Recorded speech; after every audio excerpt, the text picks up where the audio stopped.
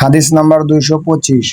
রাসূলুল্লাহ সাল্লাল্লাহু আলাইহি সাল্লাম বলেছেন, সাবধান, যদি কোনো মুসলিম কোনো অমুসলিম নাগরিকের উপর জুলুম চালিয়ে তার হক হরণ করে, তার ক্ষমতার বাইরে কষ্ট দেয় এবং তার কোনো বস্তু জোরপূর্বক নিয়ে যায়, তাহলে মহাপ্রলয়ের দিন আমি আল্লাহর দরবারে তার বিরুদ্ধে অভিযোগ উত্থাপন করব।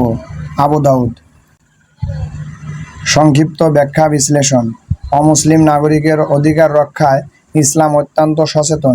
মুসলিম দেশসমূহে অমুসলিমদের জানমালের নিরাপত্তা সরকারিভাবেই নির্দেশ রয়েছে বলেই সমাজ জীবনেও এর প্রভাব বিদ্যমান।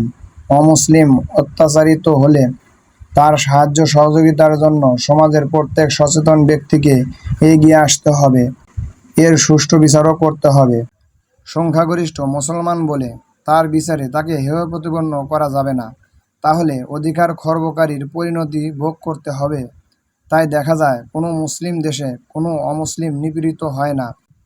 এ কাজটা অত্যন্ত সচেতনভাবেই প্রত্যেক মুসলমান অত্যন্ত আন্তরিকতার সাথেই পালন করে এবং সরকারও এর গুরুত্ব বিবেচনা করে নিরাপত্তা প্রদান করেন।